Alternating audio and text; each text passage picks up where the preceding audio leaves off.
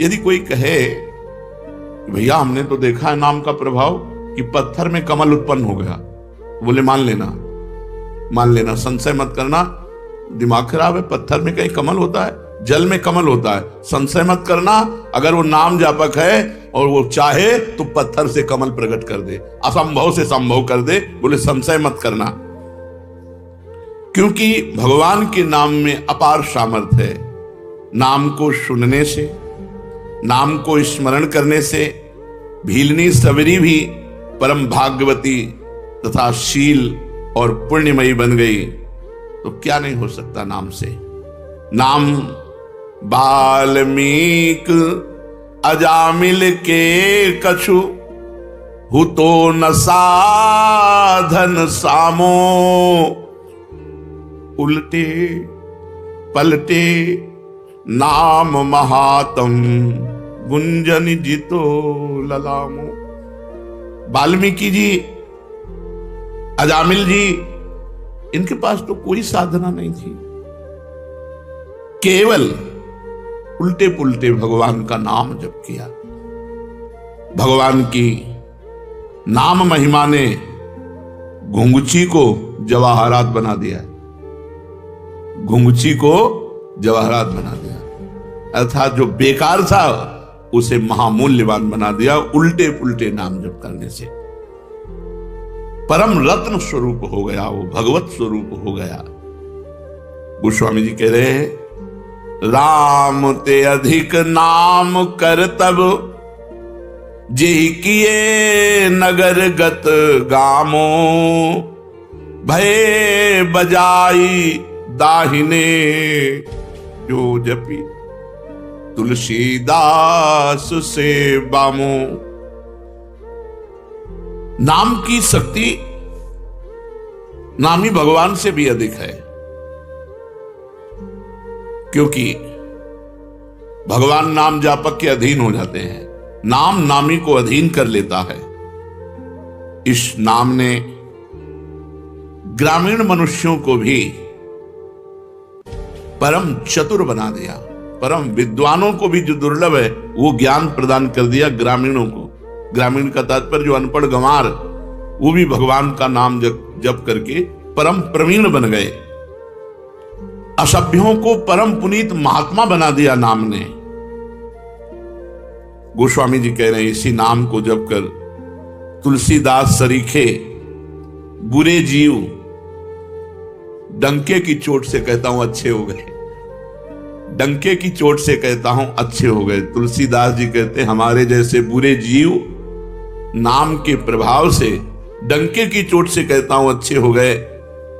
फिर जो अच्छे लोग नाम जप करेंगे तो उनका क्या महान भाव होगा। इसलिए भगवान का नाम सर्वोपरि, जो भगवान से भी अधिक बढ़ करके है। साधना में शीघ्र लाभ मिले, इसके लिए क्या करना चाहिए। इसमें 3 चीजों की नितांत आवश्यकता है, 3 बातों की नितांत आवश्यकता है, जिससे आपकी साधना शीघ्र बढ़ेगी और फलदायी हो जाएगी। जितने भी भजन विरोधी भाव हैं उनका त्याग करना, चाहे वो व्यक्ति हो, चाहे वो वस्तु हो, चाहे वो स्थान हो, चाहे वो अंदर की वृत्ति हो। वृत्ति, व्यक्ति, वस्तु, स्थान के संग से जिससे हमारा भजन छूटे उसका त्याग कर दे। उस वृत्ति का, उस व्यक्ति का, उस भोजन का, उस वस्तु का, उस पदार्थ का, उस स्थान का, जहां हमें भजन में बाधा पड़ जाए। अगर शीघ्र साधन बढ़ाना है, भगवत प्राप्ति करनी है, तो ये नियम लेना है कि जिस व्यक्ति के संग से भजन छूटे, जिस वस्तु के खाने से भजन छूटे, जिस स्थान में जाने से भजन छूटे, जिस दृश्य के देखने से भजन छूटे, वो हमें सब छोड़ देना चाहिए। शीघ्र आपकी साधना बढ़ेगी और भगवत प्राप्ति के योग्य आपको बना देगी। पहला, वस्तु, व्यक्ति, स्थान जो हमारे भगवत चिंतन को छुड़ाए, उससे हमें दूरी बना लेना है। दूसरा, निरंतर भगवत भजन को पकड़े रहना है। जैसे तूफान चले तो पहाड़ का आश्रय ले लेते हैं, कोई मजबूत वस्तु का आश्रय ले लेते हैं, ऐसे कलिकाल और माया का तूफान चल रहा है जो हमें उड़ा करके विषय प्रपंच में फंसा सकता है। तो भगवान के नाम रूपी पहाड़ का आश्रय लिए, राधा राधा राधा, हर समय नाम जप। और भगवान की रुचि उत्पन्न करने वाले वस्तु, व्यक्ति, स्थान का संग, तीन बातें। भगवान का विस्मरण करा दे, ऐसे वस्तु, व्यक्ति, स्थान के संग का त्याग, निरंतर भगवान के नाम का जप, आश्रय भगवान का इस कोटि से नाम जप द्वारा। जैसे तूफान आए तो हम मजबूत वस्तु का, तो यहां तूफान ही चल रहा है, काम क्रोध लोभ मोह मद मत्सर कलिकाल के कराल, जितने भी दुराचार की प्रवृत्तियां हैं, ये सब तूफान की तरह आती हैं और साधक को भ्रष्ट कर देती हैं। अगर साधक नाम का आश्रय लिए है तो बच जाएगा। तीसरा, हमें ऐसे व्यक्ति, वस्तु, स्थान का संग करना है जिसके दर्शन से, संभाषण से, खान पान से, वहां पहुंचने से हमारा भजन होता है। उस स्थान, उस वस्तु, उस व्यक्ति का मुझे संग करना है। अगर ये तीन बातें जीवन में है तो साधना बहुत जल्दी बढ़ेगी और फलदायी हो जाएगी। क्या साधना में प्रारब्ध बाधा पहुंचाता है? हाँ, यदि कड़ाई से भजन करोगे, जिद्दी स्वभाव बना के, कुछ भी हो जाए भजन नहीं छूटने वाला, तो आपका प्रारब्ध भी पीछे हट जाएगा। नहीं, आपका प्रारब्ध आपके भजन को रोक देगा। शरीर पीड़ा, विषय भोग का प्रारब्ध, कोई घटना का प्रारब्ध, कड़ा नियम। जैसे पूज्य राधा बाबा जब त्रिपुर सुंदरी भगवती का अनुष्ठान कर रहे थे तो खड़ाऊं फिसली और अंग टूट गया, पर उनकी साधना में बाधा नहीं पहुंची, तो प्रारब्ध क्षीण हो गया, प्रारब्ध पीछे हट गया और वो साधना सफल हुई। त्रिपुर सुंदरी का जो आराधना का फल है उनको प्राप्त हुआ, देवी का साक्षात्कार हुआ। जब हम साधन मार्ग में चलते हैं तो हमारा बुरा प्रारब्ध आता है, स्त्री आकर्षण के रूप में, गंदे व्यक्ति के रूप में, विपत्ति के रूप में, शरीर रोग के रूप में। यदि हम शिथिलता पूर्वक साधना करेंगे तो बाधित हो जाएंगे, और यदि कड़ाई से नियम पूर्वक, मर चाहे जाऊं भजन नहीं छोड़ेंगे, तो हर प्रारब्ध क्षीण होता चला जाएगा और उसकी साधना आगे बढ़ जाएगी। कड़ाई से यदि साधना के नियम पालन किए जाएं तो उसमें प्रारब्ध भी नष्ट हो जाता है, नहीं तो प्रारब्ध भजन मार्ग को छीन कर देगा। कहा जाता है भजन का अभ्यास करो, तो यह अभ्यास क्या है? शरीर को बार बार भगवत सेवा में लगाना, मन को बार बार भगवान के नाम में लगाना, बुद्धि को बार बार भगवान के चरणों में लगाना, इसी को अभ्यास कहते हैं। बार बार शरीर से भगवान की सेवा करो, बार बार मन से भगवान का सुमिरन करो, बार बार बुद्धि को भगवान के रूप चिंतन में लगाओ, भगवान के महत्व में लगाओ, ये अभ्यास है। साधन में तत्परता नहीं आती जैसी आनी चाहिए, उसका क्या कारण है? पूर्ण श्रद्धा नहीं होती, वहां तत्परता नहीं आती। जब हमें महत्व, बुद्धि और श्रद्धा हो जाएगी कि मुझे भगवत प्राप्ति ही करनी, तो साधना में तत्परता आ जाएगी। ये नियम है कि जहां हमारी महत्व बुद्धि होती है वहां हमारा चिंतन होता है, जहां चिंतन होता है उसी के मिलन की तत्परता आती है। तो प्रधान कारण है श्रद्धा ना होना, महत्व बुद्धि ना होना, इसलिए साधन में तत्परता नहीं आती। जब इस कोटि का महत्व नाम में हो जाए कि नाम के आगे नामी भी छोटा नजर आवे, जितना नाम से प्रेम है उतना नामी से प्रेम नहीं, इस कोटि की श्रद्धा, तब निरंतर नाम चलता है। साधना में जीवन किसे कह सकते हैं? सरल और साधु। सरल और साधु में जीवन, साधना में जीवन होता है। साधना में जीवन, सरल जीवन, साधु में जीवन। संत सरल चित जगत हित जान स्वभाव सने, जिनका स्वभाव होता है संत सरल चित, सरल चित, सरलता और साधुता, ये साधना का स्वरूप है। अगर साधन ठीक कर रहा है तो सरल और साधु स्वभाव वाला होगा। साधु स्वभाव क्या है? कभी किसी से कुछ ना चाहना, निरंतर परहित करना, बड़े से बड़े कष्ट को सह करके भी किसी से सहायता ना लेना, ये सब साधुता के अंतर्गत आता है। एक साधन में फल ना दिखाई दे तो क्या दूसरा साधन करने लगना चाहिए? नहीं, जो साधन गुरु से मिले आजीवन एक ही साधन करना चाहिए। जो साधन को छोड़ते बदलते रहते हैं उन्हें कभी भगवत प्राप्ति नहीं होती। 10 दिन नाम जप किया, 15 दिन योग किया, 20 दिन वो वैराग्य किया, ये ऐसे लोग ठीक। जो साधन पकड़ो आजीवन वैसे ही चलते रहो। जिस साधन को पकड़ो सारी आयु उसी में खपा दो, इस जन्म में ही भगवत प्राप्ति हो जाएगी, परम पद पर प्रतिष्ठा हो जाएगी। जो साधन पकड़ो आजीवन, जो नियम, जो दिनचर्या आजीवन वैसे चलते रहो, उसको बदलाव मत करो, तो निश्चित भगवत प्राप्ति हो जाएगी, निश्चित परम पद प्राप्त हो जाएगा। ये जो बार बार गुरु बदलते रहते हैं, साधन बदलते रहते हैं, इनसे बड़ा अपराध बनता है। ये साधक वादक नहीं है, वो मनमानी स्वच्छंद अपने आचरण करके वो अपने को सुखी समझते हैं। कहा जाता है कि साधना में व्यभिचार ना हो, तो ये व्यभिचार का तात्पर्य क्या है? साधना में व्यभिचार है अपने इष्ट को छोड़ करके, अपने गुरु को छोड़ करके दूसरे की तरफ लुभायमान होना, दूसरी प्रणाली स्वीकार कर लेना, दूसरी भजन प्रणाली स्वीकार कर लेना, यह साधना में व्यभिचार है। अपने इष्ट और गुरु में ही हमारी भजन प्रणाली जो है वही चले। जैसे अपने यहां है नाम, मंत्र, वाणी, सेवा, यही जीवन है। व्रत, नियम, संयम, ये सब कुछ नहीं।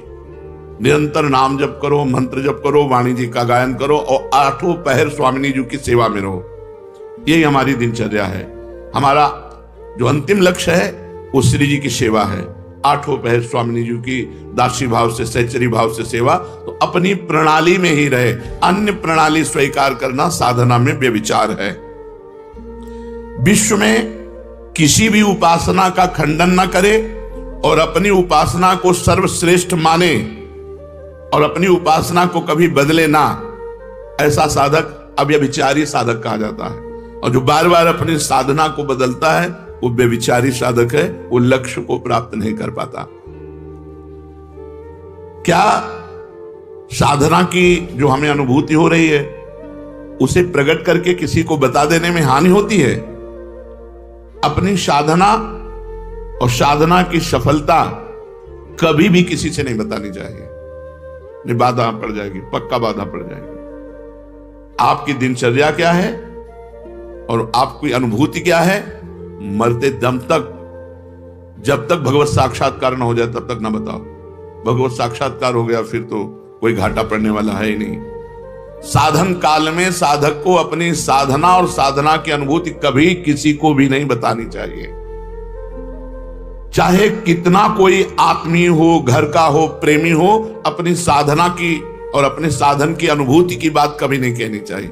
आप कई बजे उठते हो, आपकी क्या साधना है, क्या 6 बजे ठाकुर जी उठा देते हैं, उठ जाते हैं, जो करवा लेते हैं, उसको प्रकट नहीं करना कि हम पूरी दिनचर्या अपनी खोल के रख दी, उसकी अनुभूतियां खोल के रख दी, ठप हो जाएगी आपकी दिनचर्या, बाधित हो जाएगी, नहीं होगी। जैसी चल रही थी वैसे नहीं होगी। बिल्कुल ये 100% की बात है, इसमें 1% भी मिलावट नहीं। 100% ये हम खुद अनुभव करके देखा। अगर दया करके, करुणा करके अपनी बात बता दी तो हमारी बात में फर्क पड़ गया, हमारी साधना में बाधा पड़ गई। तो साधना और उसकी अनुभूति ये दोनों तब तक छुपाता रहे जब तक भगवत साक्षात्कार ना हो जाए। बहुत संभाल कर गरीब के धन की तरह इसे गुप्त और सुरक्षित रखो।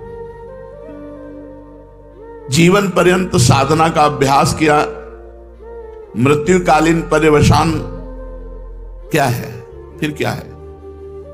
तो जो जीवन भर साधना करता है, मृत्यु काल में उसके पूरे जीवन का टोटल लगाकर भगवत स्मरण दे दिया जाता है। जैसे आप जीवन भर पाप किए हो, बीच में कुछ थोड़ा साधन पुण्य, दान पुण्य, वो नहीं माना जाएगा, उसका भोग तुम भोगना, पर जीवन भर जो किया उसका टोटल लगा के भगवत विस्मरण तुम्हें करवाया जाएगा, क्योंकि तुम्हारी दुर्गति होगी। और जिसने भगवान नाम जप किया है तो उसको पूरे जीवन का आंकड़ा लगा करके कि इसमें अधिक क्या किया, तो बोले भजन, तो अंतिम समय भजन का स्मरण दो। तो जो भागवती का अधिकारी हैं वो अंतिम समय उसको भगवत स्मरण दे देते हैं और उसको भगवत प्राप्ति हो जाती है। पूरे जीवन का आपका कार्य ही अंतिम परिणाम पर अवलंबित है। पूरे जीवन आप जो करते रहे वही अंतिम परिणाम में आपको चिंतन दिया जाएगा। वो अंतिम में आप चिंतन नहीं करते, वो दिया जाएगा। छा गया भगवत चिंतन, या भूल गए भगवान को, छा गया संसार का कोई चिंतन, ये पूरा टोटल तुम्हारे पूरे जीवन का टोटल होगा मृत्यु के समय। 1 सेकंड में पूरा आंकड़ा फिट कर दिया जाता है। कभी कभी इससे चूक हो गई, नहीं जीवन भर प्रयास किया भजन का, तो दे दो भगवत स्मरण। कभी भूल चूक से भगवत स्मरण कर लिया, नहीं जीवन भर पापाचरण किया, तो भगवान की स्मृति नहीं आएगी। वैसे लक्षण वाले जो उसको योनि मिलनी है वैसे चिंतन उसका बनेगा। यदि प्राण जाने के 2 दिन पहले ही बेहोश हो गया है तो उसकी गति क्या होगी? 2 दिन पहले भजन किया और मरने के 2 दिन पहले ही बेहोश हो गया, अब उसकी गति क्या होगी? क्योंकि अंतिम समय तो उसे होश है नहीं। उस दशा में 2 दिन पहले जो अंतिम चिंतन हुआ था उसी का भावी गति होगी। 2 दिन बेहोश होने के पहले जो चिंतन हुआ था उसी से उसकी गति होगी, वही उसकी अंतिम चिंतन गति मानी जाएगी। इसलिए हर समय नाम जप करो, पता नहीं कौन सी श्वास आखिरी हो। अंत समय में भगवत स्मरण किस प्रकार का होता है? जिसने जीवन भर भगवान का स्मरण किया उस समय भगवान छा जाते हैं उसके दिमाग में। वो राधा राधा नहीं कहेगा, किशोरी जी छा जाएंगे उसके दिमाग में और उन्हीं के चिंतन में उमरेगा। इसीलिए जीवन भर माला चला रहे हैं, जीवन भर भजन कर रहे हैं कि अंतिम समय हमारा बन जाए। तो अंतिम समय क्या होगा? हमारे इष्ट देव आकर के छा जाते हैं। श्री राधिका निकुंज मंडली तत्र तत्र हृदय में विराजताम। श्री स्वामी जो अपने परिकर के साथ प्रकाशित हो गई। इसका साधन क्या है कि अंतिम समय हमें भगवत स्मरण हो ही जाए। संपूर्ण जीवन निष्पाप और भगवत चिंतन परायण रहो। संपूर्ण जीवन निष्पाप, कोई पाप करने की चेष्टा ना करो और खूब नाम जप करो, तो अंतिम समय प्रिया प्रीतम तुम्हारे दिमाग में छा जाएंगे।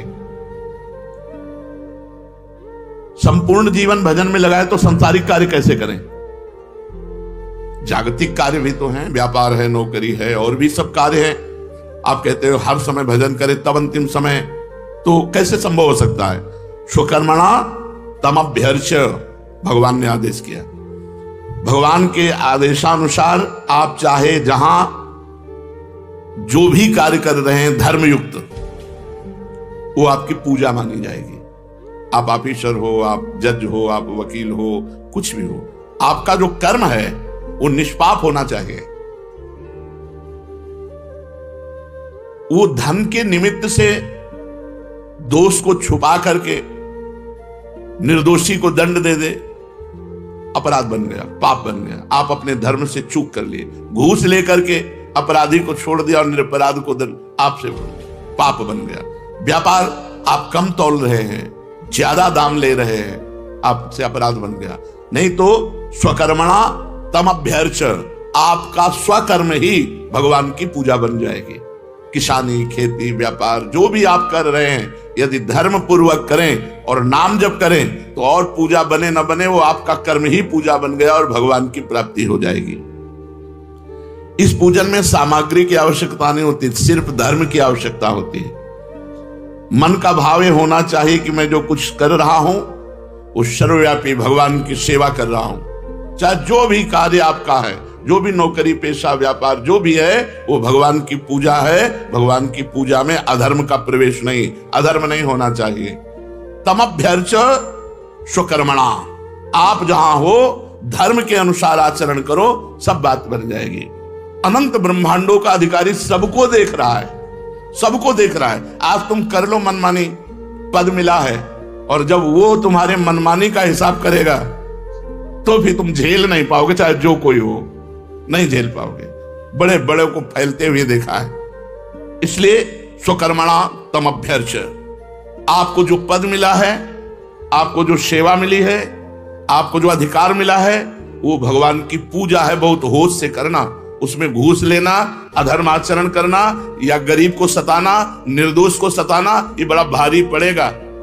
दुखिया को न सताइए, दुखिया देगा रोए, और जब दुखिया के मुखिया सुने तब तेरी गति का होए। भगवान ने गीता जी में कहा है, अपने कर्म को ही पूजा मानो और नाम जप करो। कोई आपराधिक कानून के विरुद्ध आचरण आप मत करो, नहीं तो आज आप पदाधिकारी हो, जब आपका कर्म आपकी बुद्धि को भ्रष्ट करेगा तब आपका पद भी चला जाएगा, आप भी दुर्गति को प्राप्त होंगे। तो निरंतर भजन कैसे हो सकता है? अपने कर्म को भगवान की पूजा मान करके नाम जप करते हुए यदि हम जीवन व्यतीत करें तो भजन में जीवन ही माना जाता है। एक भक्त का सारा जीवन श्रद्धा, भक्ति, जप, तप, व्रत आदि से बीतता है, लेकिन उसे महारोग है, अंतिम समय में बहुत विपत्ति में मरा। ये क्या है परिणाम? एक भक्त है जो पूरे जीवन भजन करता है और उसको महारोग, असाध्य रोग और विचित्र प्रकार की विपत्तियां देकर के उसका अंतिम समय पूरा हो, भारी कष्ट देकर, ये क्या है? उसका अंतिम जन्म है। इसलिए अनेक जन्मों के कर्मों को थोड़ा थोड़ा करके एकत्रित करके उसको भोगवा कर उसका अंतिम जन्म होता है। जो ऐसा भक्त होता है जीवन भर साधन भजन किया, असाध्य रोग हो गया, बड़ी विपत्ति, बड़ा कष्ट, तो उसका अनादिकाल से सृष्टि में जब से उत्पन्न हुआ, अब आखिरी अंत होने जा रहा है, अब वो भगवान को प्राप्त होगा, तो उसके जीवन में वो कष्टों की बौछार हो जाती है। बोले ये कष्ट, ये कष्ट, ये कष्ट। पापी आदमी देखो मौत से घूम रहा है और वो दिन भर भजन करता है तो बड़ा परेशान है, उसके शरीर को बड़ी पीड़ा है, असाध्य रोग है, आदि आदि। तो ये पूर्व प्रारब्ध सब नष्ट हो रहे हैं उसके, क्योंकि उसका अंतिम जन्म है। अचल डटे रहना चाहिए, हिलना नहीं चाहिए, भयभीत नहीं होना चाहिए, श्रद्धा भक्ति से और भजन बढ़ाते रहना चाहिए, कष्ट सहन करना चाहिए। अंतिम जन्म भगवान की कृपा से इस संसार की आवागमन चक्र से वो मुक्त हो गया। इसलिए बड़े बड़े संतों को भी भीषण पीड़ा में, कष्ट में देखा जाता है। साधन मार्ग में ये बड़ी विभिन्नता देखी जाती है। ये क्यों? रुचि, समझ, चित्तवृत्ति का प्रवाह, अंतःकरण का मलिन होना अलग अलग। किसी की रुचि अलग है, थोड़ा भजन किया, थोड़ा प्रपंच किया। किसी का अंतःकरण मलिन है, किसी की समझ ठीक नहीं है, कोई तीनों गुणों के प्रभाव से प्रभावित रहता है, कोई पूर्व संस्कार से प्रभावित रहता है, कोई नवीन वातावरण से प्रभावित हो जाता। साधक वही है, ना अपनी रुचि, ना अपनी समझ, ना अंतःकरण का प्रभाव, ना त्रिगुण का प्रभाव, ना पूर्व संस्कार का प्रभाव, ना वातावरण का प्रभाव। डट के भजन करे, सबको गिरा दे। ये महाभारत है। डट के भजन करें, सबको रौंद डाले, पूर्व संस्कार, प्रारब्ध, ये वो सब। भजन में अपार सामर्थ्य है। अगर थोड़ा बड़ा भजन करोगे तो आपकी रुचि आपको गिरा देगी, भोगों की तरफ है। आपकी समझ आपको गिरा देगी, आपका अंतःकरण मलिन वो आपको गिरा देगा, तीनों गुण आपको गिरा देंगे, पूर्व संस्कार गिरा देंगे। भजन डट के करो और भजन हट के करो। देखो अभी सब पूर्व संस्कार मिट जाएंगे, प्रारब्ध क्षीण हो जाएगा, रोग का प्रभाव नहीं पड़ेगा, समझ ठीक हो जाएगी, रुचि नाम में, भगवान में हो जाएगी। तो हम एक शब्द में जानना चाहते हैं कि साधक हम कौन है? किसे कह सकते हैं कि ये साधक है? जिसने अपने सांसारिक बंधनों के काटने के लिए निरंतर नाम जप का नियम ले लिया, वही साधक है। निरंतर नाम जप का नियम जिसने ले लिया, वही साधक है। संसार बंधनों को काटने के लिए जिसने निरंतर नाम जप का नियम लिया, वही साधक है। वैसे साधक अपनी साधना को बचाने के लिए क्या करे? सत्संग, रोज सत्संग। इससे साधना बचेगी, बढ़ेगी और पचेगी भी। साधना जब नहीं पचती है तो भला फुलरा होता है, अपने साधन का अहंकार होता है, वो दिखाई देता है साधन का अहंकार। एक बार एक संत नाव में जा रहे थे, तो एक तपस्वी योगी थे, सिद्धि प्राप्त थी, तो गंगा जी में खड़ाऊ पैर करके वो चलते हुए जब बीच में पहुंचे तो उनका, ए महात्मा यही भजन करते हो, नाव में बैठे हो? तो चुप बैठे। पार हुए, नाविक से कहा, भैया कितने रुपया? बोले 2 रुपया। 2 रुपया। फिर उन महात्मा से कहा, जिन गंगा जी को भगवान शंकर अपने मस्तक पर धारण करते हैं, तू अपने योग के प्रभाव से उन पर पादुका पहन के आया, सारी तेरी तपस्या नष्ट हो गई। जो 2 रुपए में काम बना, पूरे जीवन की तपस्या प्रदर्शन में तूने नष्ट कर दी, अब तेरे पास कुछ नहीं रह गया। विचार करना मेरी बात का। हमारी रीति है निष्काम, सुख देने का भाव, किसी से सुख लेने का भाव नहीं। उच्च कोटि के रसिकों का भाव आपके हृदय में आ जाएगा। अनुरागी संतों का संग, उनकी रीति है धारण करना, किसी को भी दुख ना देना, दुखी देखकर उनको सुख प्रदान करना, बदले में कोई भी चाह ना रखना। ज्ञान जोग वैराग्य ते मनुआ उजरो होए। ज्ञान से, वैराग्य से, योग से मन निर्मल होता है, लेकिन प्रेम नहीं प्रकट होता है। प्रेम प्रकट होता है जे अनुरागी हरि भजे। जो भगवान के प्रेमी जन है, जो प्रियालाल के प्रेमी जन है, उनके संग से प्रेम होता है। ये बहुत जगह पाया गया। रे मन रसकन संग बिन रंचन उपजय प्रेम। सब साधनों से मन निर्मल होगा, मोक्ष पदवी प्राप्त हो जाएगी, लेकिन प्रेम तो प्रेमी जनों के संग से प्राप्त होगा, नहीं तो उद्धव को प्राप्त हो जाता। ज्ञानी महापुरुष थे, भगवान के नित्य सखा हैं, भगवान के मंत्री भी हैं, सलाहकार भी है, लेकिन प्रेम से अपरिचित थे। प्रेम तो गोपी जनों की चरण धूल में लौटने से हुआ, जब वो वंदना की, उनके चरणों में बैठे तब उनको।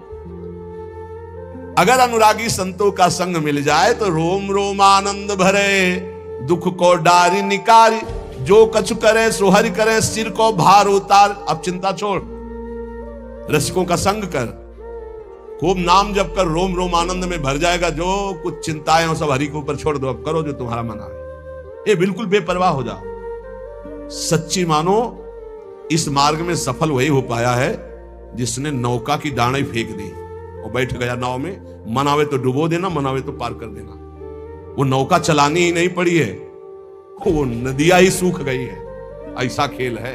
तो राधा बैठ गए, अब नाव डूबे और चाहे पार हो, अब हम एक भी कदम नहीं चलाएंगे, बैठ गए। तो नाम लेत भव सिंधु सुखाही, करहु विचार सुजन मन माही। राधा राधा, तो नाव चलानी नहीं पड़ी, भव सिंधु ही सूख गया। विश्वास करो ये उनका नाम है। जो कछु करे सो हरि करे, सिर को भार उतारे। अब आप विचार करो, अगर प्राण समर्पित वृंदावन को, तो आज कैसी सेवा कर रहे हैं। हजारों नेत्रों से प्रभु प्यार दे रहे हैं। मेरी लाडली, मेरे प्यारे, कितने रूपों, इतने हाथों से प्रभु सेवा कर रहे हैं, इतने रूपों में सेवा कर रहे हैं। जहां केवल भरोसा, आज उनकी हर सेवा, हर, कैसे हम तुम्हें बताएं। बस कह रहे जो कछ करे सो हरि करे, सिर को भार उतार। अपनी चिंता एक बार छोड़ दे प्रभु के चरणों में। जो पहले मिले हैं वो पहले की बात देखे हैं कि आज नहीं समझ सकते हो। कुशासन, ये श्री जी, और कुछ समय से कि सब्जी बन जाए तो एक छोटा सा सिलेंडर, उस पे ऐसे ये सिलेंडर, जगह कितनी, शायद एक बाथरूम किसी का ऐसा होता होगा, छोटा बाथरूम, इतनी जगह थी। वही में श्री जी, एक कुशासन पड़ा हुआ है, कमंडल, रोटी मांग लाए, वही सामने श्री जी को दिखा दी। अमनिया मिश्री इतनी टुकड़ा, ऐसा ऐसे ऐसे जीवन। क्या व्यवस्था होती आज, तो क्या व्यवस्था होती। सड़ जाता जीवन, सड़ जाता। भगवान का भरोसा, भगवान के आश्रित, तो फूल जैसे इस भारी प्रारब्ध को मिटा रहे हैं, फूल जैसे। जो कछु कियो सो लाडली, लाडली करे सो अब होई।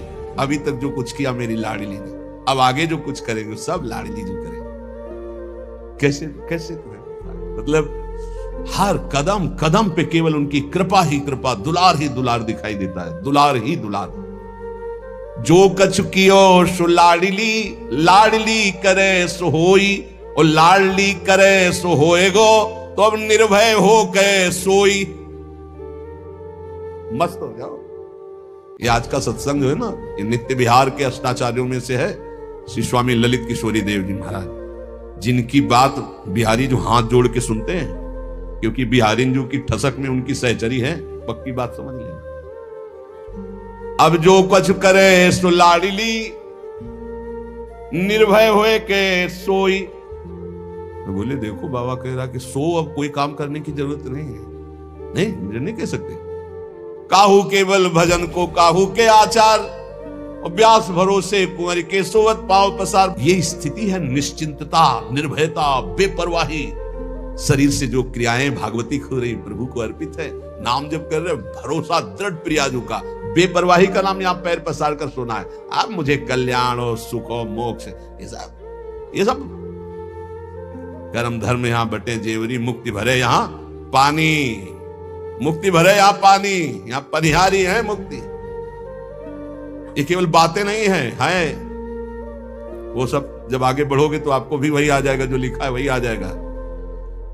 जो कछ कियो सो लाडली, अभी तक जो कुछ हुआ है तुम्हारे दम से हुआ है। तुम वृंदावन अपने दम से आए हो, तुम बैरागी खुद बने हो। एक भी हमें बता दे कि मैंने घोर वैराग्य धारण किया है। आप जो कुछ हो, जो कुछ कियो सो लाडली, अब आगे भी लाडली करे सो होई, और लाडली करे सो होएगो, अब निर्भय होए के सोई। मस्त हो जाओ भाई। ये रोना धोना, ओवर थिंकिंग परेशान किए। राधा राधा राधा, मस्त। छोटी सी जिंदगी, छोटा सा दिमाग, भारी थिंकिंग, सोच, भारी सोच पैदा गए। फिर हम इसी बार बार सुना रहे हैं, लाडली करे सो होएगो, निर्भय होए के सोई। और लाडली क्या करेंगी? उनकी मुस्कान मात्र करोड़ों मोक्षों को भी तुच्छ कर देने की सामर्थ्य रखती है। श्री राधा किंक्रीणाम लुठते यो चरण रद्भुता सिद्धि कोटि। दूसरी बात, अब आगे के दोहे को जरा होश में सुनना। उत्तम करें सो लाडली, मध्यम हम सो होई। जो अच्छा हो रहा है मेरी लाडली की प्रेरणा से हो रहा है, जो गलती हो रही है वो मेरी गलती है, मैं चूक कर रहा हूं। ये भक्त का हृदय होता है। यही बात निश्चय करे तो हरि को प्यारो होई। गोस्वामी जी, गुण तुम्हार समुझे निज दोषा। ये उत्तम भक्त का लक्षण। गलती हुई है, मेरा अपराध है, नाथ में बहुत नीच हूं, उत्तम कार्य बन गया, ये मेरी लाडली जी की कृपा से हुआ। भली भली सब हरि करें, भूलिया अपनी ले।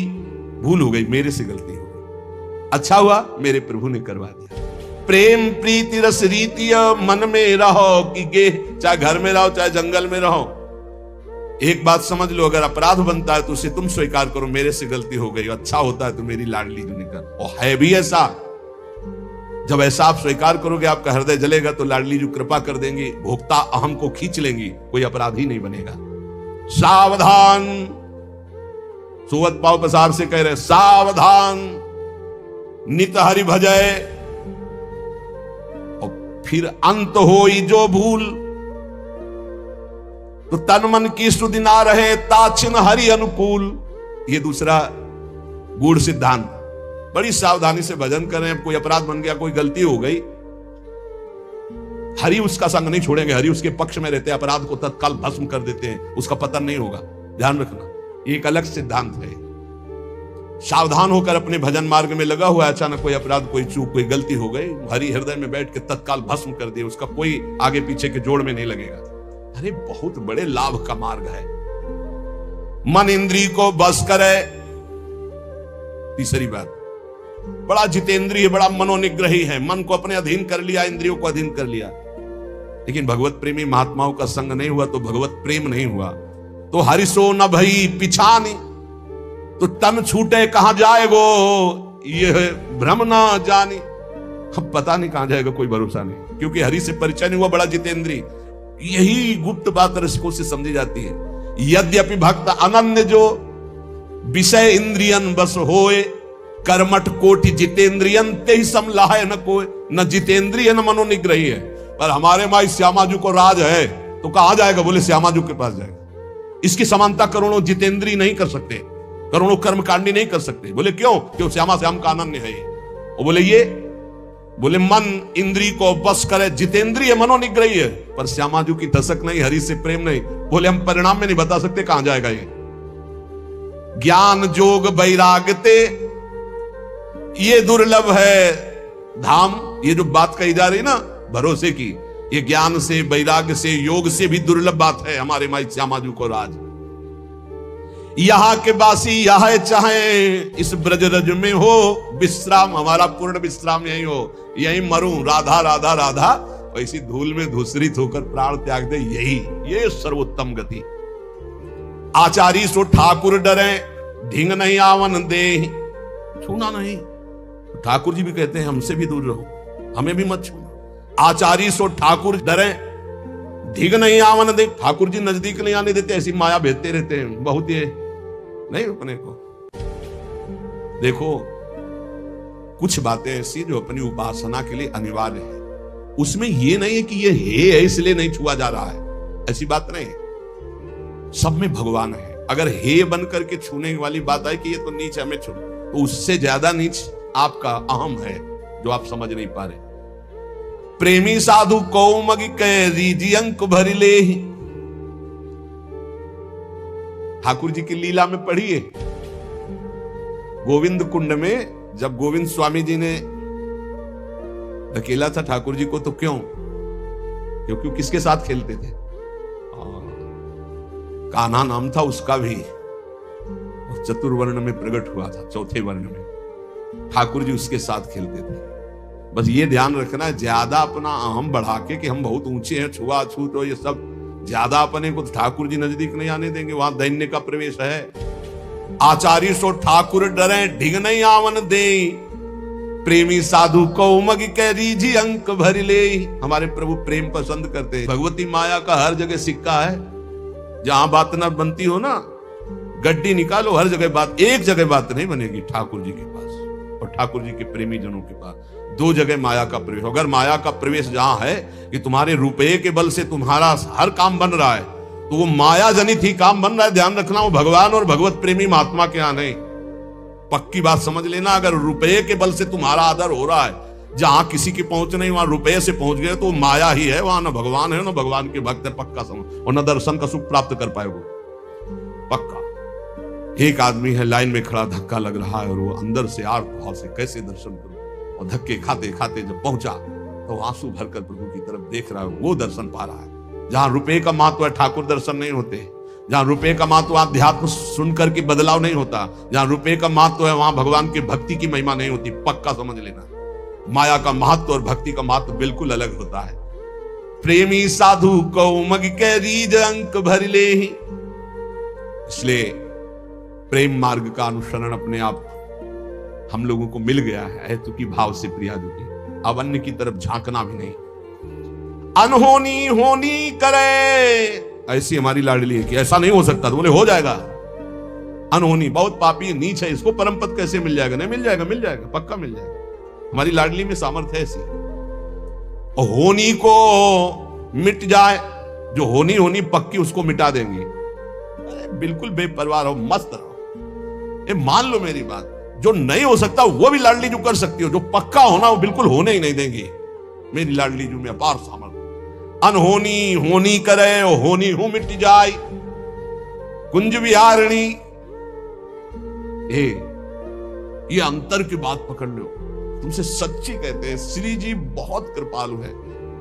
भारी से भारी दुख को स्पर्श नहीं होने देती लाडली जो। अंदर ही का सिस्टम है, सब बाहर का नहीं। बस एकमात्र ठसक ले आओ, कुंज विहारिणी लाडली के सुख में जो रहे समाए। राधा राधा श्यामा श्यामा। ये आपो बांधे जो हरि भजे, तो कहूं न पावे ठाओ। चलते चलते जुग गए पांव, पैंड पर गाओ। ये जो अहंकार लेकर साधना करते, जिंदगी की जिंदगी व्यतीत हो जाएगी, जन्म के जन्म कभी भगवत साक्षात्कार नहीं होगा। ये चलते चलते मरते रहेंगे, पर इनको भगवत प्राप्ति कोटि कोटि मुनि जतन कराही, वो अंतराम कही आवत ना। ये विश्वास करो, ये अहंकार को ही समर्पित करना। अहंकार श्री जी के चरणों में दे दो, हमारे माई श्यामा जी को आज ये अहंकार समर्पित कर दो। तो आपा बांधे हरि भजे, कहूं न पावे ठाव। कर लो मनमानी, कहीं तुम्हें आध्यात्मिक विश्राम नहीं मिलने वाला, कोई आध्यात्मिक ऊंचाई नहीं आने वाली। केवल खाओ पियो मौज करो, और वो भी जब तक अनुकूल परिस्थिति हो। जहां पाप का कर्म आया, वो अपना जब दंड देगा तो वो भी छीन लिया जाएगा। अगर साचो होए कहे हरि भजय, कहा राजा का रंक। माया काल छुए नहीं, मिटे लिखे हुए अंक। बाल के लिखे हुए अंक भी मिट जाएंगे यदि सच्चाई से गुरु शरणागत होकर भजन करोगे। चाहे राजा हो चाहे फकीर हो, पक्का तुम्हारा भाग्य मिट जाएगा और महासुख की प्राप्ति होगी। और जो गुरु का आश्रय छोड़ करके पूजे देवी देवता, छाड़े हरि गुरु संत, तो तन मन राचे झूठ सो, तिनके नहीं दुख अंत। के बिना गुरु का आश्रय लिए, बिना संत महात्माओं के उपासना पद्धति के द्वारा उपासना किए हरि से प्रीति नहीं होती। अन्य सब करने से दुख नहीं मिटने वाला। जे तन मन की कामना, ते सब धोई बहाओ। भलो समय हरि मिलन को फेर नए सो दाओ। जैसे अंजुलि जल घटे, ऐसे ही घटियायु। अब चेते तो हरि मिले, फिर पीछे पछताओ। बहुत कम समय रह गया है भाई। अंजुलि में जैसे जल भर लो, चाहे जितना कस के बांधो खत्म ही हो जाएगा। ऐसे चाहे जितना स्वर्ण भस्म चांदी भस्म खाओ, मरोगे हुए पक्का। सुबह सुबह की बात है। हम सांप ले दे रहे, सच्चाई की बात बताए। लोग कहते हैं अब शकुन की बात मत करो, मरने की मुंह से ऐसी बात मत निकालो। देखो एक लड़का आया था कि तो मोबाइल तोड़ देंगे अगर बाबा का सत्संग सुना। वृंदावन गए तो शरीर छोड़ देंगे, क्योंकि हमने प्रण किया है। कलयुग के जो प्राणी हैं वो कलयुग के राज्य में, सतयुग त्रेता द्वापर कलयुग चारों ब्रह्मा के पुत्र हैं, युग भी पुत्र है। तो ब्रह्मा जी ने जब सृष्टि रची तो नरक स्वर्ग सब बनाया। कल एक आए थे, बोले हम नरक स्वर्ग नहीं मानते हैं। बढ़िया बात, हम नहीं मानते हैं ऐसा। तो हमने कहा एक पहाड़ है 4 लाख योजन का स्वर्ण का, मानते हो आप? बोले हाँ मानते हो, इतिहास में लिखा है हमारे। तो हम कहा नरक स्वर्ग भी इतिहास में लिखा हुआ, पूरा मानो यार, अधूरा क्या मानते हो? तो है। ब्रह्मा जी ने नरक स्वर्ग सब बनाया। तो सतयुग से कहा बेटा आपका राज्य पहले आएगा, तो आप ऐसी व्यवस्था करना कि प्रजा का कुछ हिसाब, अगर स्वर्ग जाए तो कुछ नरक भी जाए, कुछ ऐसा। उनका पिताजी इस आज्ञा का पालन नहीं हो पाएगा, हमारे राज्य में कोई नरक जाए ऐसा असंभव। त्रेता से कहा तो उन्होंने कहा बड़े भैया जैसा कह रहे हैं वैसा ही हमारे राज्य में लगभग होगा, लगभग मतलब थोड़ा चांस हो सकता है कोई चूक से। द्वापर ने कहा तो उनका पिताजी आज्ञा का पालन करने की पूरी चेष्टा करेंगे कि कुछ ना कुछ स्वर्ग में तो कुछ ना कुछ नरक में भी ऐसी व्यवस्था रखेंगे। कलयुग से कहा तो उनका पिताजी जैसे बड़े भैया ने सीधे जवाब दे दिया कि हमारे राज्य में कोई नरक नहीं जाएगा, ऐसे हम सीधे जवाब देते हैं हमारे राज्य में कोई भूल चूक से स्वर्ग चला जाए या परम पद प्राप्त कर ले तो बात अलग, नहीं सीधे हाउसफुल नरक करेंगे हम, पक्की बात। अब उसकी जगह देख लो आप, अगर आप समझते हो कि कैसे नरक, तो उसकी जगह जब महाराज परीक्षित ने प्रत्यंचा चढ़ाई और दिव्यास्त्र संधान किया कलयुग को नष्ट करने के लिए, तो समझ गया कि एक ही उपाय है, भगवान के भक्त हैं, शरणागत को मारेंगे नहीं, तत्काल ताज हटाया। अलग अलग पद्धति है उपासना की, शरणागति की। कोई कोई अपने साहब के सामने जाते हैं तो ताज लगा के जाते हैं, ऐसी पद्धति है। और कहीं कहीं पद्धति जब साहब के सामने जाया जाता है तो ताज उतार दिया जाता है। समझते हो ना दोनों पद्धतियां? अपने उपासनाओं के अलग अलग है। जब उपासना में गए तो कोई टोपी लगा लिया, कोई वस्त्र ढक लिए, लेकिन कहीं कहीं उपासना में कि जब गए तो अपना ताज उतार दिया। ये सम्मान होता है आराध्य देव का। मस्तक से अपना साफा उतार कर उनके चरणों में रख देना, या ऐसे साफा उतार के हाथ में लेके फिर प्रणाम करना, ये अलग अलग पद्धतियां। समझ गया है महाभागवत है, बचना है तो तत्काल ताज उतारा और चरणों में रखा होगा त्राहिमाम। तो उनका महाराज पांडु के मैं वंशज हूं, शरणागत को कभी मार नहीं सकता क्योंकि भगवान श्री कृष्ण हमारे स्वामी हैं। तू मरेगा तो नहीं क्योंकि तू मेरी शरण में आ गया, लेकिन तू रह भी नहीं पाएगा मेरे राज्य में, क्योंकि तू जहां रहेगा तो पापाचरण होगा, ये मैं होने नहीं दूंगा। मेरे सामने ही तू बैल को मार रहा है, उसकी 3 टांगे तोड़ दी, लात से मार रहा है, डंडे से, तुझे रहने तो नहीं दूंगा। शरणागत हो गया इसलिए मारूंगा तो नहीं, अब तू भाग। तो उनका महाराज चक्रवर्ती सम्राट महाराज पांडु, और तब से लेके अब तक सब चक्रवर्ती सम्राट पद में ही रहे। महाराज युधिष्ठिर भी उसी पद में आप भी हैं, तो मैं कहीं ऐसा नहीं दिखता कि भाग कर जाऊं और आप धनुष बाण लिए खड़े ना हो। तो आप कृपा करें मुझे स्थान बता दें मैं कहां रहूं, क्योंकि आपका तो जहां से सूर्य उदय होता अस्त होता चक्रवर्ती सम्राट है आप। तो उन्होंने विचार किया गंदी चीजें हमारे राज्य में कोई प्रयोग नहीं है। उनका जो मदिरा पिए, जो पराई स्त्री से व्यभिचार करे, जो जुआ खेले, जो हिंसा करके दूसरों का मांस खाए, और जो चोरी करे स्वर्ण, ये स्थान दिए। पूरी विशाल कथा है।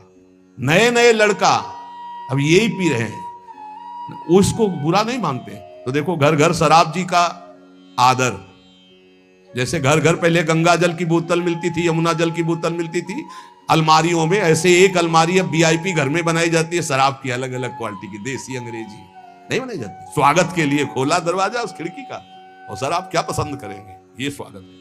व्यभिचार खुल्लम खुल्ला पास है, girlfriend boyfriend live in relation, तो क्या कौन सा, ये सब पास है। क्या है ये, क्या है इसे?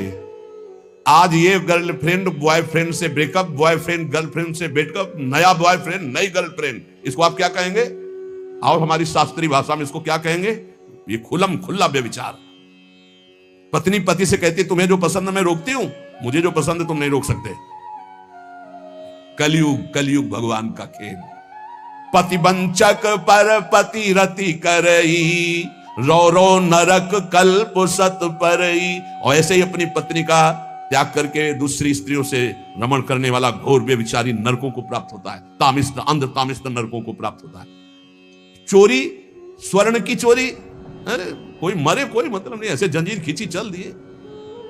बड़ी व्यवस्थाएं सुरक्षा की होती हैं, और चोर नई नई व्यवस्था, अब तो बड़ी बड़ी नई नई व्यवस्था, झोले में पूरा सब डाले, ताला जहां लगा ना उसे काट दिया, चोरी कर रहे। चोरी, व्यभिचार, व्यसन, दांव पेच, छल कपट घर घर व्याप्त हो रहा। कलह, अशांति, माता पिता का अपमान, बुजुर्गों को गालियां देना, ये क्या है? कलयुग का तांडव। कहां जाओगे? सबकी सर्टिफिकेट नरक। ये सब नरकगामी आचरण है। कौन ऐसा है जो अब निकलना चाहता है? वो निकलना चाहता है भगवत कृपा पात्र, नहीं दूसरा नहीं। देखो भाई, ये कहने से नहीं होगा कि हम नरक नहीं मानते। आप बोलिए नहीं मानता कि कोई पुलिस डिपार्टमेंट है, कोई थाना है, कोई न्यायालय है, कोई जेल है, नहीं मानता, और करो अपराध, और जब दो के एक साथ डंडे पीछे पड़ेंगे, दो पुलिस वाले साथ मारेंगे। हमने देखा स्कूल में जब अपराधी को मारते तो एक नहीं मारते, 3-4 ऐसे बैठे होते हो और आराम आराम से मारते हैं। मतलब अलग अलग थप्पड़ और डंडे का स्वाद उसको सामने वाले को मिलना चाहिए, एक साथ में शायद स्वाद कम मिले। अब जब पड़ेगा तो उससे पूछो मानते हो कि पुलिस है? बोले हाँ है, तो चलो हथकड़ी पकड़ के फिर मानते हो न्याय है, चलो तिहाड़ जेल, आजीवन कारावास है, हाँ है, फांसी हाँ है। ऐसे तुम कहो नरक नहीं है तो तुम्हारे कहने से नहीं, धर्मराज हैं, यमराज हैं, यमदूत हैं और नरक हैं। 28 तो महानरक हैं और छोटे छोटे और उनमें बहुत से हैं। इसलिए होश में भगवान के मार्ग का ही एक अनुसरण मात्र तुम्हें बचा सकता है। कलयुग ने कहा था ब्रह्मा जी से वादा कि हमारे राज्य में भूल चूक से कोई स्वर्ग या परम पद प्राप्त कर ले, पिताश्री सीधा हाउसफुल नरक रहेगा। और वही आचरण सब हो रहे हैं। कलयुग अभी तो बच्चा है, अभी खड़े होके नहीं चल पा रहा, अभी घुटने के बल 4,32,000 में 5,000 वर्ष के ऊपर चल रहा है। अभी तो घुटने के बल, थोड़ा खड़े होने दो और थोड़ा जवानी आने दो कलयुग की। राम कृष्ण हरि आवाज नहीं सुनाई देगी, बाप भ्रष्टाचारा सब संसारा, धर्म सुने नहीं काना, कलिकाल बिहाल की मनुजा नहीं माने को अनुजा तनुजा। ये आएगा, आगे आएगा। जो जो कह दिया गया है वो शास्त्र में सब दिखाई दे रहा है। शास्त्र में कहा गया कलयुग में कोई भी वर्णाश्रम धर्म नहीं मानेगा। देख लो, प्रारंभ है, प्रारंभ कौन त्रिकाल संध्या कर रहा है धारण करके, कौन अपने धर्म का पालन कर रहा है, कौन कुल परंपरागत धर्म का अनुष्ठान का, सब बिगड़ते चले जा रहे हैं। अगर बोल दो कि तो फिर आप अपराधी माने जाओगे। ये और ये पहले वर्णन कर दिया गया, जब कलयुग का प्रभाव आएगा तो वर्णाश्रम धर्म लुप्त हो जाएगा। जिसे गीता में भगवान जी के चातुर्वर्ण्यम मया सृष्टा गुण कर्म विभागसा। ऐसे ही आगे जो समय आएगा, अगर भगवत चर्चा करोगे तो दंड दिया जाएगा, अगर भजन सतमार्ग में चलोगे तो अपराधी माने जाओगे। ऐसा समय आएगा, देख लेना। इसलिए इसी समय अभी है, ये बहुत बीच का मंगल समय जो प्रारंभ कलयुग का था बहुत ही भयानक था। आज के 500 वर्ष पहले जो दुर्दशा थी कि अगर भक्ति अगर जरा भी भगवान के उसमें, तो बीच से आरे से काट दिए गए, जला दिए गए, मार दे। आज तो आप भजन कर रहे हो, आपको ऐसे कर रहे हैं लोग। कलयुग की बड़ी कृपा है कि अभी निकल चलो। आगे ऐसा समय आएगा ना कि धर्म सुने नहीं काना, कान से भी धर्म की बात नहीं सुनाई देगी। देखो कहीं ना कहीं तो कुछ ना कुछ अंश आने लगा ना, शास्त्र की बात अवहेलना करना। ऐसे पकड़ा शास्त्र को फाड़ रहे हैं, उनको पता नहीं अपने भाग्य को फाड़ रहे हैं। अरे भगवान के मार्ग में डूबे हुए महापुरुषों ने जो लिखा है पक्का सत्य लिखा है, एक अक्षर गलत नहीं है। तुम ईमानदारी से थोड़े दिन भजन करो, फिर हमारे पास बैठो और फिर आप पूछो कि ये क्यों लिखा है, कैसे लिखा है। अगर समझ में ना जाए तो बताना। अब करते हो बेविचार, पीते हो शराब, खाते हो मांस और जानना चाहते हो ब्रह्म ऋषियों की भाषा, त्रिकाल में नहीं जान सकते हो। ये तपस्वी और साधना के द्वारा जो भाषाओं का ज्ञान होता है वो तुम्हारे बेविचार करने से थोड़ी ज्ञान हो जाएगा। ऐसे निकृष्ट बुद्धि वाले शास्त्रों का अपमान करते हैं, शास्त्रों की अवहेलना करते हैं, शास्त्र का निरादर करते हैं। क्यों? क्योंकि इनको नरक का सर्टिफिकेट मिला है। ये चूक हो जाएगी, अगर शास्त्र आदर करेंगे तो वो फिर कैंसिल हो जाएगी। इसलिए बहुत सावधान। यहां कह रहे हैं कि हरि गुरु टेर कहत है फेरी नए सोदाओ, बार बार तो सो कहो भूले मन समझाओ, महानरक को कोठरा ताही में रतिमानी, हरि गुरु सो कपटी करे ये अति पापी जानी। जाओगे अगर हरि गुरु का आश्रय नहीं, मनमानी आचरण करते हो तो नरक का कोठरा खाली है, भोगना पड़ेगा जाके वहां। ही ऐसे ऐसे नरक है, पसीना आ जाता है सुन के। केवल यहां जो पराई स्त्री से नहीं कि दांव मार दिया मान लो, तो वहां लोहे की स्त्री आग जैसी तप रही है, अब लगाओ दांव। ऐसे मरना है नहीं बोले नहीं, उस समय तो चुरा के गए थे ना, अब सबके बीच में लगो गले में। और लोहे की लाल आग जैसी स्त्री अब पकड़ के, अब वहां नहीं कि मिनट 2 मिनट, बोले इतने